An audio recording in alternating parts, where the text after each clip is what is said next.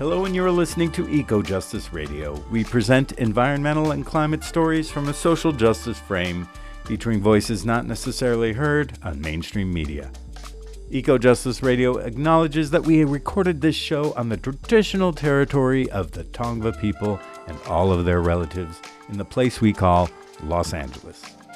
Welcome, I'm Jack Eidt. On today's show, Building Resilience, the Future of Adobe in Fire-Prone Areas. We feature an interview with Ben Loescher, founding principal at Loescher Meacham Architects and advocate for Adobe construction as a viable, eco-friendly, and fire-resistant building material.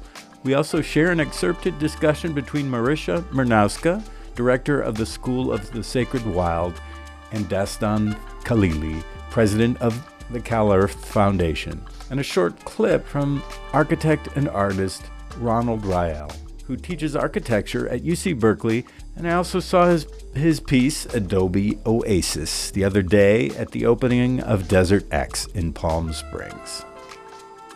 Ben Loescher is a founding principal at Loescher Meacham Architects, where his work focuses around reuse of existing buildings, high-performance workplace design for the film, television, and media industries, and innovation in earthen construction. Ben provides education for earthen building through his website, adobeisnotsoftware.com, and is currently chair of the Earth Builders Guild, a U.S. trade association for earthen construction, and a board member for Adobe in Action, a New Mexico-based nonprofit focused on assisting individuals in creating affordable earthen housing.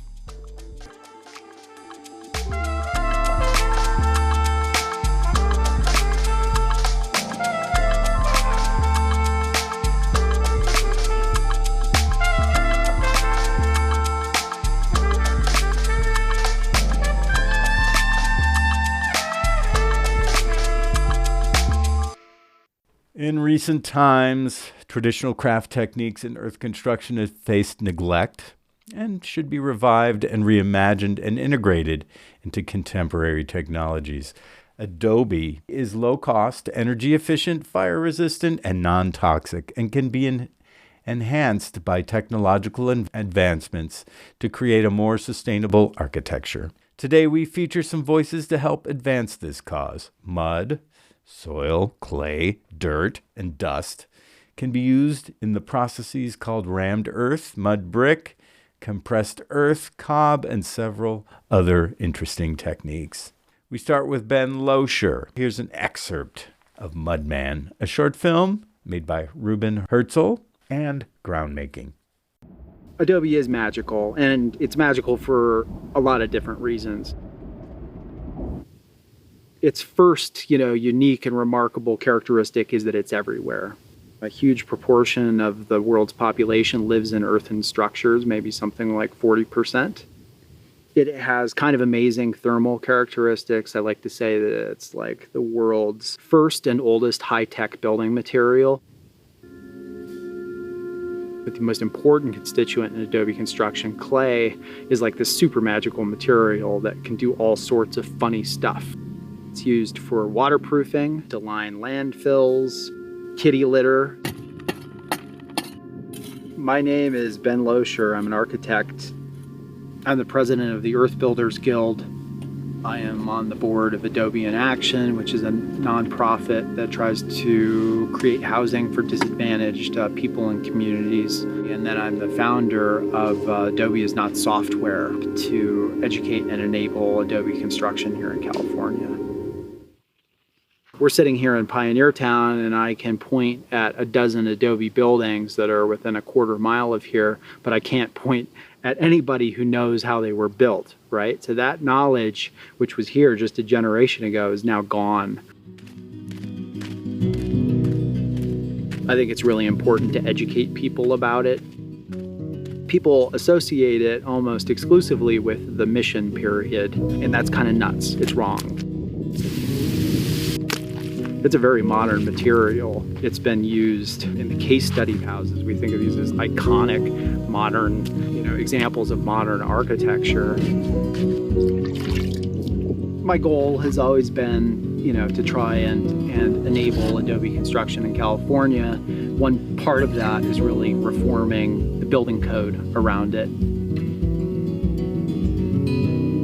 But the Masonry Society, which is a trade organization that represents conventional masonry, concrete block, fired brick, turns out I end up having to fight with these guys to preserve Adobe in the code at all. I'm pretty sure if I hadn't been there that Adobe just would have fallen out of the building code entirely, would have vanished from the building code that's adopted by all 50 states. That would be sort of the end. If you discount the negative impacts of having a lot of embodied energy, the cheapest, easiest thing is to import a ton of lumber and concrete from faraway places, regardless of, what its carbon impact is. If we're concerned about climate change, if we're concerned about the impact that construction has on the greater environment, maybe the simpler solution is to use materials that are immediately at hand and don't require all of these gimmicks and widgets in order to bring them here. The dirt that makes earthen walls, rammed earth, adobe, cob, whatever, it's immediately beneath our feet. I'm going back to that red clay country. I'm going back to that red clay country. That's my home. And there are some things about Adobe that have sort of enchanted and entrapped me and turned me into a bit of an evangelist. That was Mudman, featuring architect Ben Loescher by Ruben Herzl and Groundmaking. Next, we consider the organization CalEarth, who seeks to further the research, development, and education around Super Adobe that provides environmentally and financially sustainable living spaces.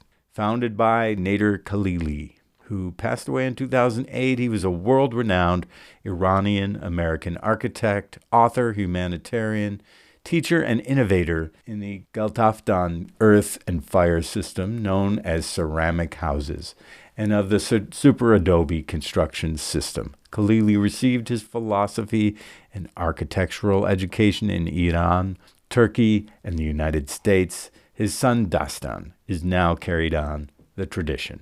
Marysia Miernowska, director of the School of Sacred Wild, does the interview. All right, there you are. Hi.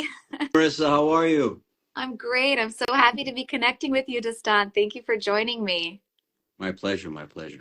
I was just sharing that my intention, as a Los Angeles resident, as a mother, as a community organizer, and an educator, is to take this moment and to continue to really spread awareness and education around natural building as a fire-resistant, safe, non-toxic alternative to conventional building materials. And I'm so glad to have you joining us because you're an expert in Super Adobe. This is the legacy of your father that you are continuing to hold. And CalEarth is such an incredible center of education, also a nonprofit. You've done work with disaster relief. And so I'm hoping that we can take, 15 minutes to educate our listeners around natural building, how it could be an incredible, how really we should center it in the rebuild of Los Angeles, and to talk about what are some of the obstacles, some of the legal obstacles, what can we do as citizens and as people to organize in order to really put pressure on LA County and the state so that non-toxic natural building materials and methods can be centered in the rebuild. So I was hoping that you could start by sharing a little bit about what natural building is, and specifically Super Adobe, and how it's relevant in this conversation of fire-resistant, non-toxic materials for a rebuild. Thank you. Thank you. Thank you so much for having me, and hello to everybody out there. And I think where we have to start is the recognition and the acceptance that what is truly sustainable is the fire, the earthquake, the hurricane, the tornado. This is something that has always been and will continue to happen. What we need to do is we need to come back and do it differently. Because when we build in the same way and expect different results, we lead to situations like this. And the silver lining, the gleam of hope in this situation is that hopefully we can build back in a way that is fireproof, that is in harmony with nature, that is sustainable, that has seismic resistance. And us at CalEarth, at the California Institute of Earth, Arts, and Architecture, one of the things that we do, and specifically our wheelhouse and expertise, is to train individuals how to build with the earth under your feet using a system called Super Adobe that is sustainable, works in harmony with nature, and is fireproof, earthquake resistant, tornado resistant, hurricane resistant, and all of those things. Currently, to all of the fire victims, we have released all of our online classes and books for free. So please just go to CalEarth. Essentially, the reason this technology is so effective is that originally, Super Adobe system was developed by my father in the 80s for off-planet construction on the moon and Mars. Now, if you think about the moon and Mars, those climates are always in continuous high-intensity difficulty. Heat, cold, seismic, meteorites, things of that nature. And we realize that if we can use the materials that are available there to address the concerns off planet, then certainly we can do it here on Earth. Now, the key to moving this technology forward and making it accessible to all, of course, is tied into the building department. And currently, we are on a mission to get the Super Adobe system as an appendix in the International Residential Code, the IRC. The code is a very, vast, complex thing, but it has a very important purpose, because it keeps unity in construction so that people aren't just building willy-nilly and safety is first concern. Is it perfect? Certainly not. I mean, all the buildings in the Palisades and Altadena that burned down were all code compliant. However, we need to evolve now with a recognition that there are materials available and solutions available that can address these new changes that are happening much more intensely because of the climate. And, the governor of California, the mayor of LA, all of the players that are in power now, and those in the future, I really would invite them to join us at CalEarth to see our system and other natural building systems to integrate into what already exists, to be able to create sustainable, realistic solutions, so we don't have to have this level of devastation. Yeah, absolutely. I think, you're bringing up a few really good points, and to kind of zoom back a little bit again around why is this so important. I think a lot of people don't know that our modern homes, the way that they're built, especially when we have Tesla batteries in them, they become a toxic waste dump, a toxic waste site when we have this level of fire. And as you mentioned, we live in an area that will burn again. And so to adapt and to begin to plan for fire and around fire. Another thing that I think is so important is, a lot of folks in Los Angeles right now are really concerned about how the toxicity is going to be entering the water cycle. We have the rains coming, and this is a huge tragedy for our climate, for our population, for people immediately and in the future. And so to be able to consider natural building technologies that use straw, adobe, clay, sand, materials that are so abundant, that don't require fossil fuels to transport, that don't require us to continue mining the earth or cutting forests, it really is a huge turning point immediately and in the future. Now, one of my questions is, how do we scale this? I think this is something that a lot of us are scratching our head around. Do you have any thoughts around how a technology like Super Adobe could be applied in a rebuild?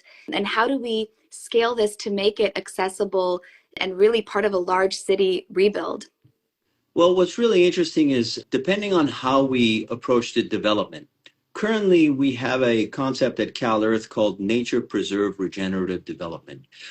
And the way we educate people is not just in construction, but that the site itself informs you. How the seasons work, what are the disasters in the area, what are the available resources, what are the lacking resources, and to be able to harness those materials and let that inform how you build. Now, the beautiful aspect of Super Adobe architecture is that it's very adaptable and acceptable to modern living standards. If you come to CalEarth, we have currently a permitted 2,000 square foot home, but the interior of the house We bought everything from Home Depot and installed it just to show as a prototype sample that these things are not particularly out of reach. The key steps would be, one, if the city or some private funder steps forward and helps us go through the code system on a bullet train so that we can do all of the seismic tests, the fire tests, and anecdotally, these structures have already gone through many of these situations, but to get it down to the brass tacks so that all the information is there for engineering calculations and, of course, the building departments who are necessary for doing all the inspections, because we all want to work together, right? This is not about us against them. This is all coming together and evolving to the next level. If we can take all these steps and implement a real desire to make these shifts so that when this happens again, and it will, we are ready and confident about it, that's where the shift happens, in my experience. Yeah, I appreciate that so much. I think it's so important for us to organize ourselves efficiently. And so it's all really there, and it's a matter of putting it together. So yes, we have to recover. We have to clean the area. We have to make sure things are non-toxic. And by the way, just as a side note, when you build with earth, you're using mostly material that is available locally.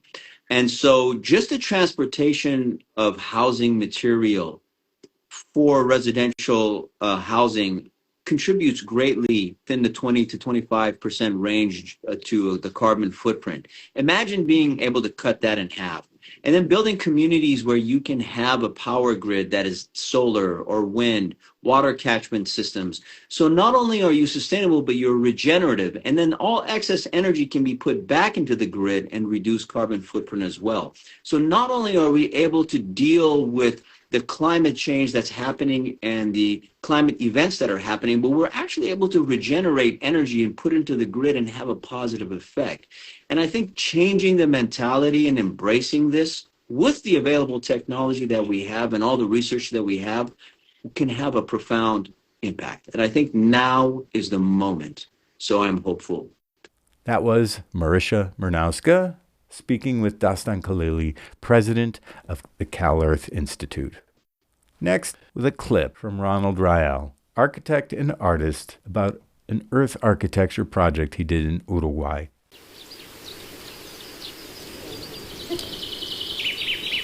My name is Ronald Rael. I am an architect and artist. I live between La Florida, Colorado, and Oakland, California. One material that I use quite frequently is earth. I come from a tradition of building with earth, and I'm very inspired by a sign that I found along the U.S.-Mexico border that said, "Las fronteras nos dividen, pero la tierra nos une." Borders divide us, but the earth unites us. And so I often build buildings made of earth that bring people together. And this project, called Casa del Hornero, is a project that brings people together inside these beautiful small round nests that look like traditional mud ovens. Next to an oven that I built where we will bake bread to bring people together and share that bread with others. And also the structure is a support for an ecology of the hornero bird, which is emblematic here in Uruguay. And you can see above in this beautiful oculus that frames the sky, also there's an hornero nest where a bird is living now. Something that's very special about the hornero is that it builds nests, and after the breeding season, the bird vacates the nest and allows other species to live in the nest. And there's this constant beautiful movement in reoccupying this space. And so this space that I've created, La Casa del Hornero, is a space that people can come together around fire, around food, and people from all over the country come here to Garzón. So it's a beautiful place where people can gather and tell stories and share ideas.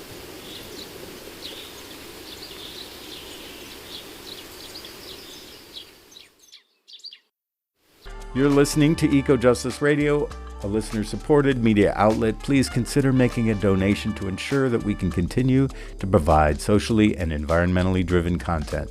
Donations can be made at ecojusticeradio.org or socal350.org. For an extended version of this interview, as well as other benefits, we encourage you to become a member of our Patreon at Patreon/EcoJustice Radio. Today you're listening to Building Resilience, the future of Adobe in fire-prone areas. I'm your host, Jack Eidt, and we feature an interview with Ben Loescher, founding principal at Loescher Meacham Architects, and advocate for Adobe construction as a viable, eco-friendly, and fire-resistant building material. So I want to welcome Ben Loescher to the show, founding principal of Loescher Meacham Architects. So we're going to talk about what's going on with the rebuilding Los Angeles wildfires, but the bigger question, alternative materials and, where they could fit into that viewpoint in terms of non-flammable materials that could be used, but also in a bigger sense, the need to consider different type of materials of building houses and structures throughout. So welcome to Eco Justice Radio, Ben.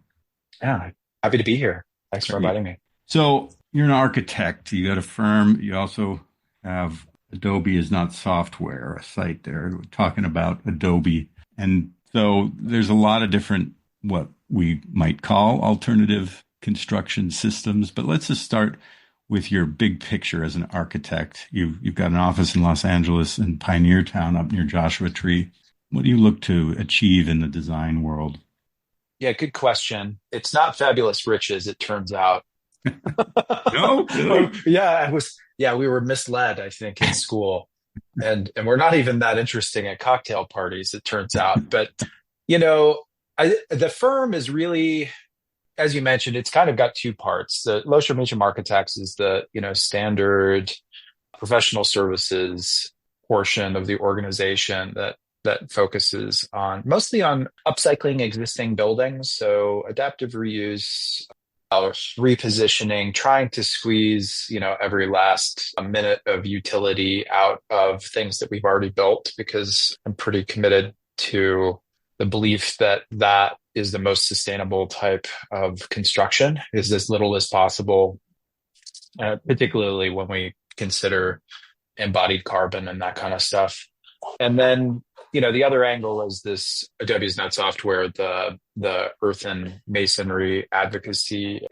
I think the big idea for both of them ultimately is how to create environments, both constructed and the larger environment, that are beneficial for humans and communities. And I'm focusing on people, right? But I firmly believe that sort of the best the best future for us is one that includes a partnership with nature, whatever that is. It's a complicated term, but there's no rich, profound, fulfilling human life that doesn't involve other animals and a sustainable ecosystem and all that kind of stuff.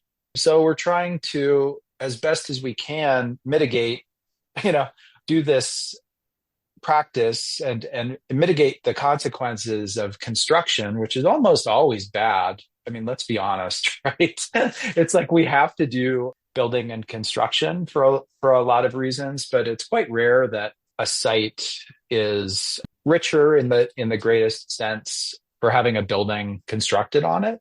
There are some exceptions, but a lot of what we have to do is sort of like the least worst, and kind of come to grips with that. And as a result, I'm not super fundamentalist in our approach. We're always trying to do the best that we can, knowing that we live in a world that's full of difficult and frustrating compromises. Yeah. Well, that's urban living at its best, frankly, because making those compromises is the important thing. I mean, humans want to live together, but there's a lot of us. So it becomes together. Ever more. But also humans, I think, prosper when the world around them is open and wild too, and the air is as pure as possible. The water is clean, and there's places for all of us to roam, human and non-human. Yep. And so that requires a lot of work. And I think that's really kind of what we're looking at here, what we're facing in Los Angeles, which is emblematic on a wider scale we've got climate emergency happening. And, of course, it's really more of a human emergency. The climate is just a symptom of the excess and the lack of consideration. Right. So what we need to do at this point is kind of figure out a way forward to coexist with our wild world. So and I think you've got some creative ideas about doing that with construction, but also you're considering what's allowable in terms of the code. So right. You want to first, I think, why don't you explain when you talk about Adobe, I've seen multiple versions of what Adobe might mean. What does that mean to you? Yeah, so Adobe is it's a type of earthen masonry, right? So these are bricks or blocks. They vary in size, but fundamentally they're just made out of the earth or soil or dirt, whatever term that you want to use, optimally without anything added to them. Although sometimes we have to add non-earthen stuff to change their performance. Are you talking cement? Are you talking lime? Or are you talking something else? It can be any number of those things. I mean, yeah, the discussion about amendments is deep and sometimes political, I would say, right? Because earthen masonry at its most basic, if you want to get below the term earth, we're talking about clay. That's the binder, and it typically makes up somewhere between 10 and 30% of the volume of an earthen brick, and then the rest is sand and fine aggregate, right? Those things put together have pretty amazing properties on their own. It's not simple always to create competent bricks and mortar mixes and plasters and that kind of stuff, because different soils do have different properties. But if you have something that you figured out and has worked, and we've only been at this for 10,000 years or something, so we do have some sense of like what the best practices are and what's catastrophic and what doesn't hold up and all those kind of things. There are some applications where you have to add other stuff, right? And traditionally, this might have been manure or cactus juice, so pancha, like there's natural pectins that can be extracted from prickly pears. Both of those impart some water resistance characteristics that are pretty good. People use linseed oil, wheat paste. There's a whole litany of things that people have tried. And because earthen construction, is simply limited to every inhabited part of the world, there's like a lot of different traditions, right, that made use of the stuff that they had for whatever the problem was they were trying to solve. There are modern versions which have used Portland cement, not the best thing for a number of reasons. Lime, thought to be better than Portland cement, but maybe not, it turns out. Asphalt emulsion, which is like now a traditional California approach that uses kind of a byproduct of crude oil distillation for fuel and the junk that's at the bottom. And that turns out maybe to be the most carbon beneficial of the modern options, but also not without, challenges and compromises and that sort of thing. And now we're also seeing some crossover from some civil engineering techniques, some polymers, enzymes, like that kind of stuff that are now entering the discussion as possible stabilizing elements or water resistant admixtures, depending on which term you want to use. Yeah. I had heard that lime was a good alternative. What you said, it turns out it's got problems or what's... Yeah. I'll confess, I went to a liberal arts school, right? And so science... Our listeners probably could have guessed already, but let's keep going. Right. Yeah. So don't hold me accountable for any errors of chemistry. But, the way that lime is produced, it's limestone. So it's an extractive product, right? Yeah. There's stuff that comes with that. It is ground up. It's put into a kiln at very high temperatures, over 1,000 degrees Fahrenheit. I can't remember the specific number. Calcinated, that is the term that they use. Basically, that heat drives off water vapor, creates a chemical reaction, and creates a type of slaked lime that then is highly reactive, right? And when we use it in construction, we're usually using hydrated lime, which actually has a little bit of water added back to it to make it behave more politely. And then when we put it into an earthen material and add more water, another chemical reaction happens. We're basically trying to turn it back into limestone. That process, which includes both, drying, the release of some heat, but also starts to absorb atmospheric carbon, is part of the reason why this recarbonation process is part of the reason why it's thought sometimes that lime is like really good, right? It's like, oh, it's actually sucking up carbon. But the truth is that carbon that's being sucked back up is, friends with and in not quite an equal volume to the carbon that was released during the calcination process. So like, depending on how much surface area is exposed and density and all these other kind of things, more or less atmospheric carbon can be reabsorbed by the material, but it's never complete.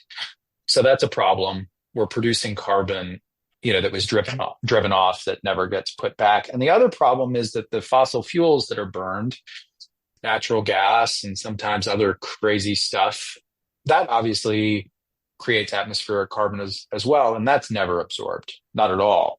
So when you do the math, and people smarter than me have like looked at this, it's not so different than Portland cement, right? Which is responsible possibly for 8% of global carbon emissions, a really big number. So depending on where it's produced, lime, because it's kilned at a lower temperature, may be better. And there's some stuff about economies of scale and that kind of stuff, but it's not a magic bullet. And like Portland cement, you should only use it when you have to and when you don't have other alternatives. That's my approach. Well, that makes good sense. But the question in California, Adobe's expensive to construct to meet earthquake. And also, is it limited to one story, maybe difficult to install electrical and plumbing systems? Are these issues? Yeah. So the cost issue is an issue everywhere. And it's directly related to the cost of labor. So the saying in New Mexico is that, where there's a lot of Adobe construction, is that Adobe's not for everyone. It's only for the very rich and the very poor, right? So because the whole thing is that it takes a lot of labor. If your labor is yours, and if you're of a mindset that your personal labor has no value, right? You can build your own home like very inexpensively. And on the other end of the spectrum, if you have to pay somebody to do a lot of hard work to build the building, it's going to cost a lot. Both those things are mostly also true in California.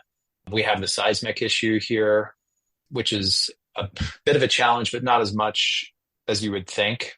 That adds costs related to reinforcing and thicker wall systems, a little bit more material, but that's all kind of manageable. I think I only hit one of your two questions. Well, there were building systems like electrical and oh yeah, that actually. So I'll just give a brief kind of overview of the building code and what's not messed up about it and what is messed up about it. So the important thing to know is that Adobe, I get told all the time, sometimes by building officials, it's like, well, you can't build with Adobe because it's not in the building code. That's not true. It is in the building code. It's in the California Building Code. It's California Building Code section 2109. There's a section on Adobe masonry.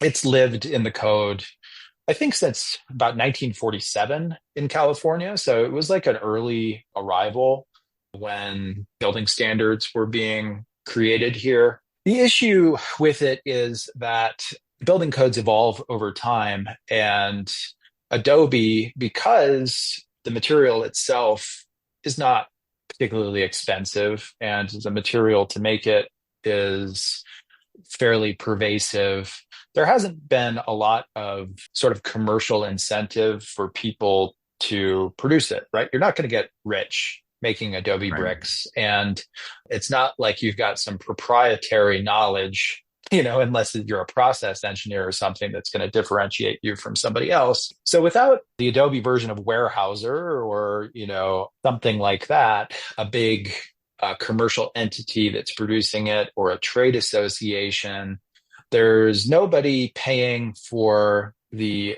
hard and expensive work of continuing to update testing and do lobbying and all the stuff that is just part of having a material in the building code today. So as time went on, and a lot of this had to do with the introduction of the California Energy Code that was introduced by Jerry Brown, in the 1970s. Everyone thinks that seismicity was the issue with Adobe in California. It really had a lot more to do with the fact that earthen materials and even concrete and masonry, they're thermal mass products. They have poor thermal resistance qualities, right? They're not insulators. What they do, if you're in the right climate, is work based on thermal capacity. So they absorb heat and they release it. And if you live in a location like most of the earth where the sun rises, in the daytime and it gets warmer and it's cooler at night, then as long as those things are the daytime highs and lows hover around the, what's comfortable for a human being, thermal mass can act a lot similar to insulation. Early energy codes did not recognize that. People couldn't cost effectively meet the code without building double walls and stuff. And the industry kind of evaporated between the late 70s and late 1980s. It was that late. Hold on. I want to break that. I only have a short time before we're going to take a break, but yeah. Basically the thermal mass is not significant. So in certain cold climates, they're problematic. It requires some insulation, is what you're saying. That's correct. Yep. And often actually not very much. There's been a lot of studies because mass inside of insulation is very effective at regulating temperature. It might only take an inch or two of exterior insulation to make what the energy code would consider a very poor performing mass wall actually be really great. Yeah. The sum is greater than the parts in this case. Now, there's a question here about having multi-story. Yeah. You can only do one story? Not maybe.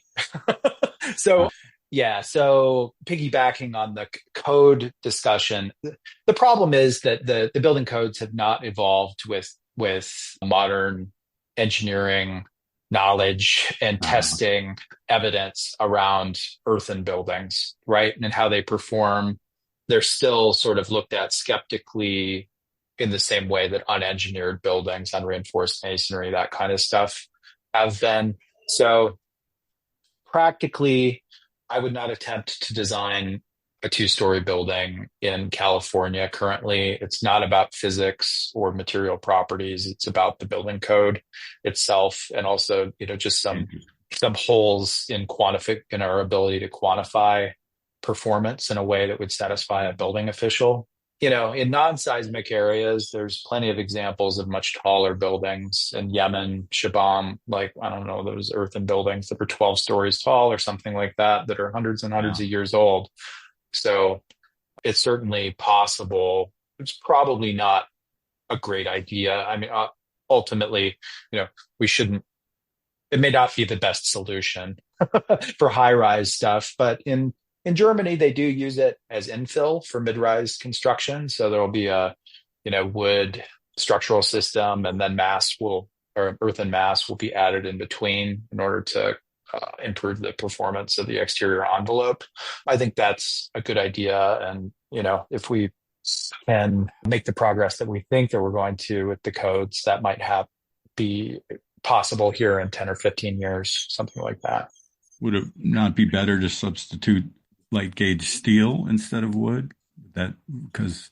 Yeah, I mean, arguable, right? I mean, it depends on the location. If we're talking about, urban locations with high fire risk, possibly There's also, with mass timber, that actually performs very well in fires because it's got so much, the ratio of surface area to mass is much more favorable. So it tends to char rather than like combust in the way that light wood framing does, what we build houses out of. But I don't know, there's a, Yeah, I've heard debates of that, but I think yeah, it is what it's a question that yeah, still is being discussed. But I'm just trying to, because we had an architect on the show, Carl Welty, who was really pushing for substituting mass timber, substituting light gauge steel for mass timber for framing, and yeah. Okay, well, we're going to take a break real quick, and we'll come back with Ben Loescher talking Adobe and alternative construction materials. You're listening to Eco Justice Radio, a listener-supported media outlet. Please consider making a donation to ensure that we can continue to provide socially and environmentally driven content. Donations can be made at ecojusticeradio.org or socal350.org. For an extended version of this interview, as well as other benefits, we encourage you to become a member of our Patreon at patreon.com/ecojusticeradio. Today you're listening to Building Resilience, the future of Adobe in fire-prone areas. I'm your host, Jack Eidt, and we feature an interview with Ben Loescher, founding principal at Loescher Meacham Architects, and advocate for Adobe construction as a viable, eco-friendly, and fire-resistant building material. So we're back with Ben Loescher, and so we're talking about Adobe. And so I was wondering, and I keep hearing about monolithic Adobe, which is cob basically, or is that a different? The materials are almost identical. The cob almost always has straw in it or some sort of agrofiber. Adobe may or may not. So that's a difference. Cob monolithic Adobe, like as the name suggests, it's not masonry. It's not laid up as like, brick modules that have mortar between them. You put wet earth and straw mix on top of wet earth and straw mix, and it turns into a semi-monolithic thing. Structurally, I'm told by, again, people smarter than me that it actually probably behaves not unlike masonry. There's still like sort of horizontal joints, intended or not, that are like kind of created between them. But it's a family member, and it's got a lot of the same qualities, both thermal and from a seismic engineering standpoint, as earthen masonry does. How does rammed earth fit in? Is that similar? Yeah, similar. Could you explain the difference? Yeah, so both cob, process-wise, Adobe is earthen material, mixed wet, poured into molds, dried, usually in the sun, and that's how you get your building block. And then it's laid up in wet mortar. Cob is earthen material, mixed wet, and put on the wall, damp or wet to create a monolithic element. Rammed earth is a damp mix that is poured within formwork, like you would have for cast in place concrete, and then tamped either by hand or with a pneumatic tamper, or sometimes like rollers, vibrators. There's all sorts of weird things that get used for that. And that creates a monolithic system, semi-monolithic system. And then those particles are really kind of mechanically smashed together and locked together. So like the sharp pieces of aggregate and sand are bound together, like locked together, and not just bound by clay, just a little different mechanism of holding the whole thing together. And then there's this thing, compressed earth block or CEB, which is sort of between rammed earth and Adobe. So in this case, it's just a tiny rammed earth wall at the scale of a brick, where that damp material is put into a chamber, hydraulically or pneumatically compressed, and then it comes out as a brick. Right. So all family members, slightly different. So one thing that these types of materials do have is some good fire resistance, right? Is that? Yes. Yeah, correct. So in terms of, we've got these neighborhoods that burn down. Now, as you stated, the supply chains are difficult, the codes are difficult, the technology is a little, maybe either do it yourself or very boutique. So is there a use for this type of building material in a movement to restore these neighborhoods that have been built, and also setting an example for a better way forward for neighborhoods? I mean, certainly the fire resistance is there, but there's a lot of other questions. Yeah. Yeah. I mean, at scale, it's never going to replace, everything else that we build out of. I think that there is a place for earthen materials and so-called natural bio-based materials in rebuilding in these fire zones in Los Angeles. They're quirky enough, and they have limitations that mean that they're not going to be appropriate for everything. But I think for the right person, the right project, they have a ton of advantages that other materials don't have. Often, we're always talking about priorities when we're designing buildings, again, it's a game of negotiation and sort of concessions between what's important to you. If you want to build your own home, 100% think that these earthen materials are likely the best option. It's much easier for an owner builder to take on this kind of stuff than learn how to do carpentry, for example, or insulated concrete forms or like those sort of things. So that's one important feature. Thermal performance, fire resistance, those are important factors too. What we're hearing is about these two fires is that they're not entirely, we're talking about them as wildfires, right? Like, this is the chaparral and woodlands and that kind of stuff. But a lot of the proliferation of the fire seems to bear a lot more in common with the urban fires of the 19th century, right? Absolutely. Which was a conflagration, right? Yeah. So the actual, it's not exclusively or maybe even predominantly the, burning vegetation that's catching the buildings on fire. It's actually the fuel from an adjacent burning home that's setting the next home on fire. So earthen materials have a big part to play, I think, in reducing the fuel load in these type of scenarios. And then there's sort of a longer term thing, which we have to come to grips with, which is, the life cycle of these materials that we build with, like what happens to them when we tear them down. No material goes away, right? Like it might go to a landfill or something like that, but they all have lives after a building is demolished or dismantled. And with earthen materials, if you are prudent about what you put in them in terms of admixtures, it's one of the only things that we build with that can go right back where it came from. Interesting. I mean, although there is the asphalt mix that might get in the way, but right, correct, yeah, but yes. It's not perfect, but yes, correct. And actually, you don't need to use any stabilizers in a code compliant California Adobe, as long as those Adobes have an exterior, render or some sort of protection over them to keep them from eroding, which may or may not be a factor depending on the rest of the building design, roof overhangs, that kind of stuff. You don't have to use water resistant admixtures at all. Yeah. And some people like to point to the missions up and down the coast. And I saw in a video, you're like, well, there's a lot more recent architecture, but what do you think of people using the missions as an example? I mean, they were built by massive crews of, indentured servants of sorts. Yeah. Right. Yeah. And they were like 5-foot walls or something. Right. Well, why was that? Right. Well, they were constructed out of materials that came from very close to the sites where they were built. Right. And I think that's still a good thing for us to be thinking about. Right. We don't have to import all of our building products from Canada. Absolutely.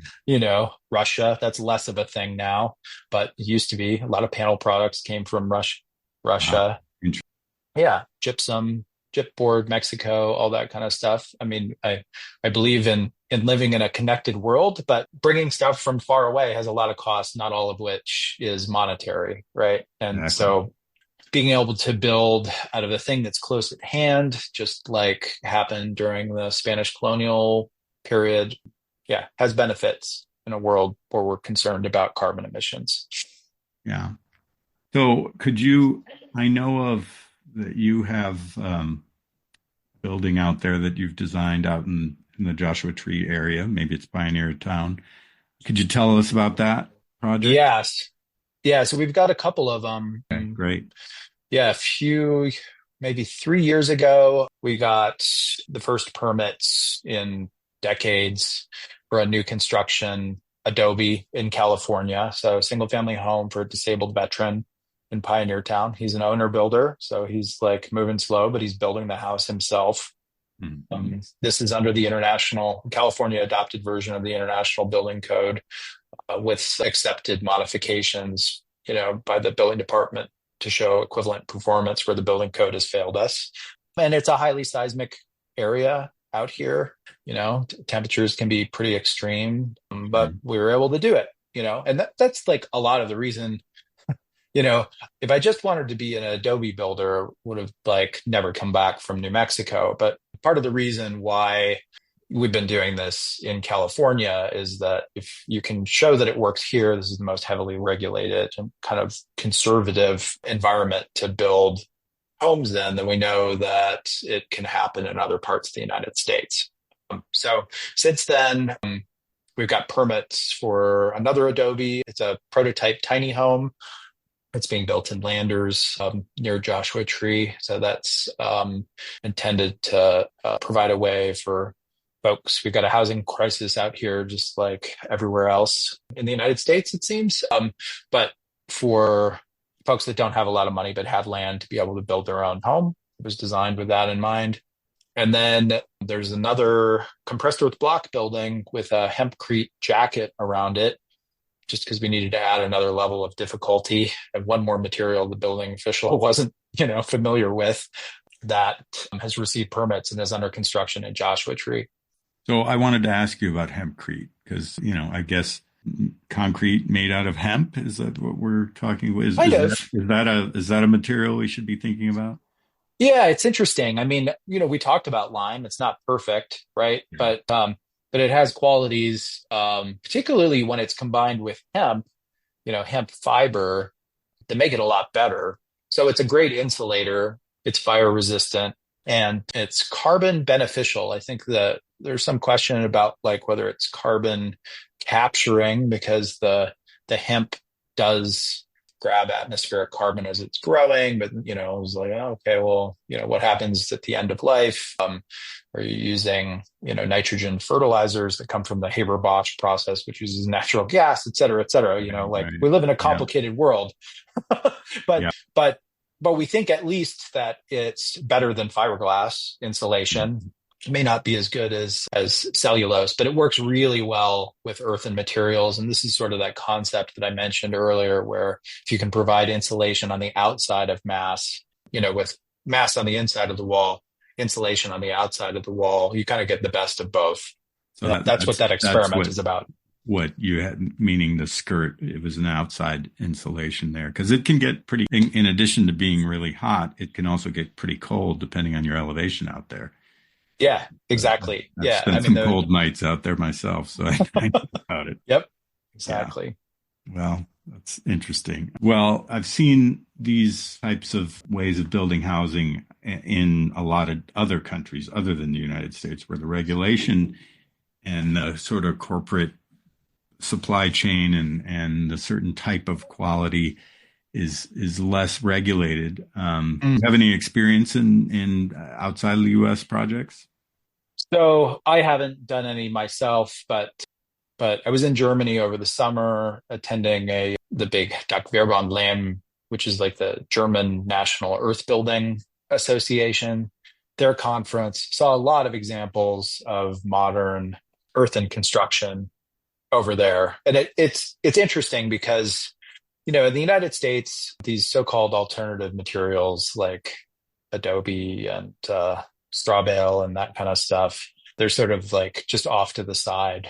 They're not really part of the normal building ecosystem. The Germans, seem to just think it's very practical, so they're like, oh yeah, well, these earthen plasters, they have excellent properties in terms of, potentially neutralizing some indoor VOCs, volatile organic compounds.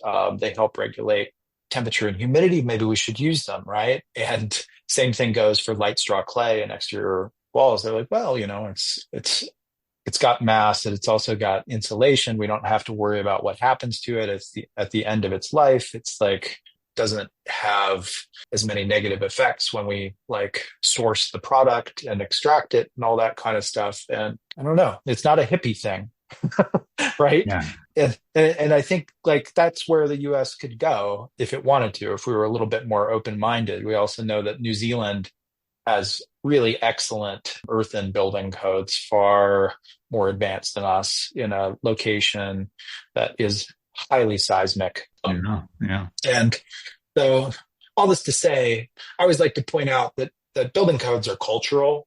They speak to our priorities and belief systems as much as they talk about physics. And sometimes they just get a little out of line. I think we have a very different mindset than we did maybe in the 1950s, when we thought that energy would be abundant and consequence-free, and that's how we would build everything.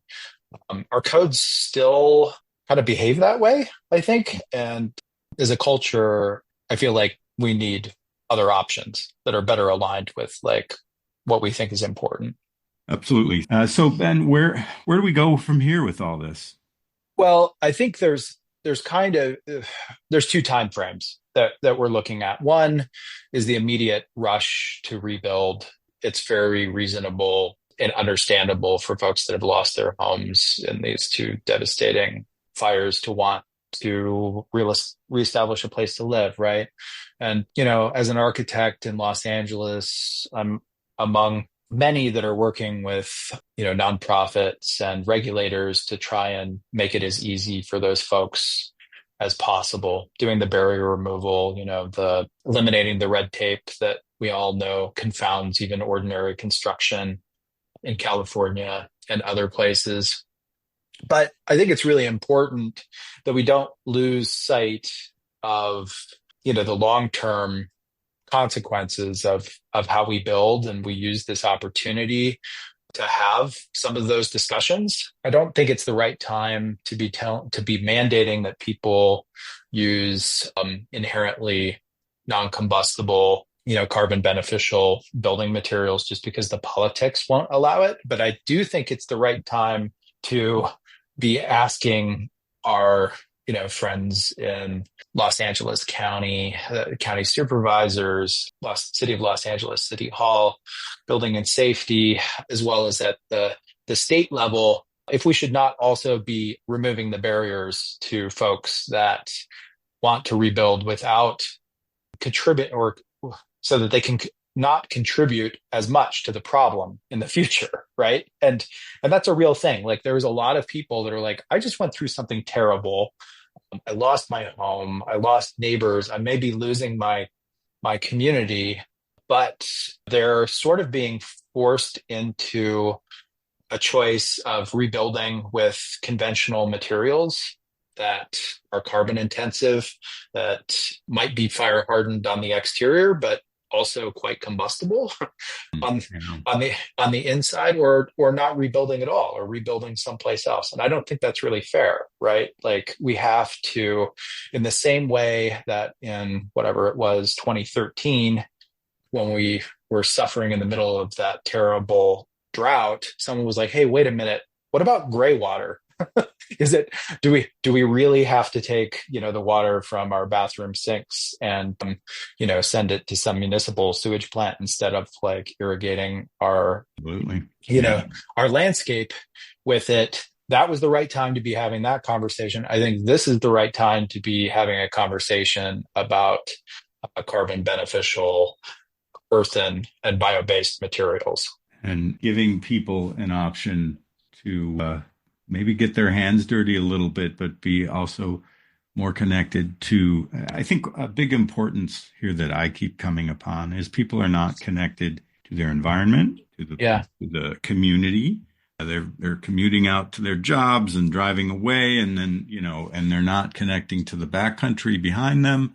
And so the backcountry there's not hands tending. There's not a connection like what's going on with this land and where they meet in the wildland urban interface. And so having people, there are a lot of people who I know, and I've been talking with a few people around in the Altadena, not so much in the Palisades, but we'll see how that goes, who are very interested in these type of, getting down to basics and really being in touch with the materials, knowing where they're coming from. And, the inherent inflammability that these have. And, if you can build them to the code, which is, a challenge too, but also getting that code, to elbow it a little bit here and there to maybe respond. I think to me personally, there's a need for a new model, and, it doesn't have to be a requirement. In fact, as you said, there's not going to be a requirement,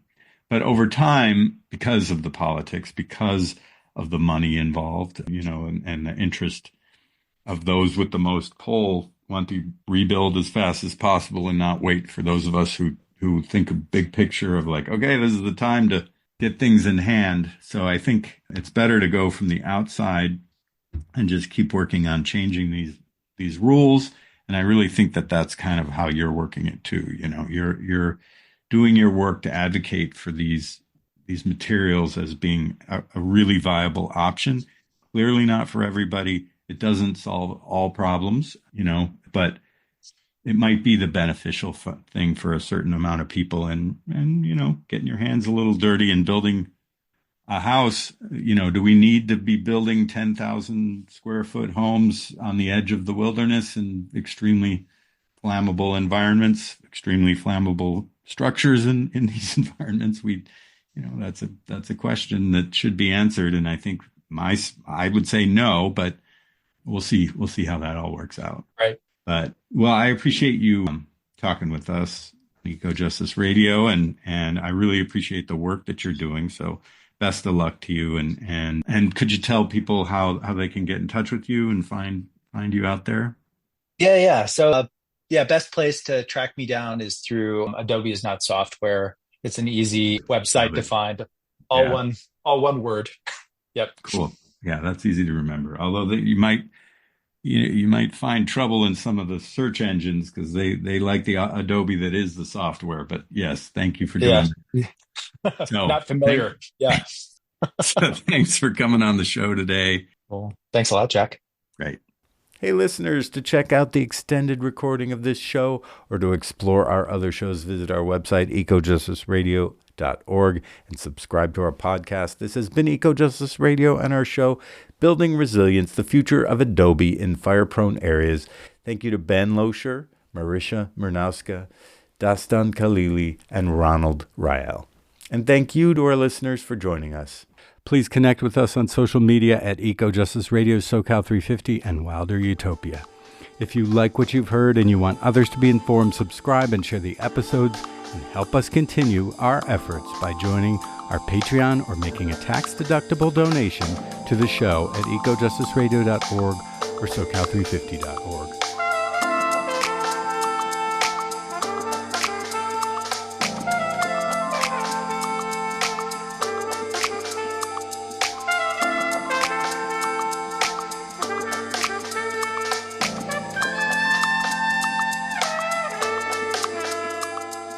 Project of SoCal 350. The show can be found on all major podcast apps and at ecojusticeradio.org. Executive producer, myself, Jack Eidt, co-host Carrie Kim, and engineer and original music by Blake Quake Beats. And until next time, remember, the power is yours.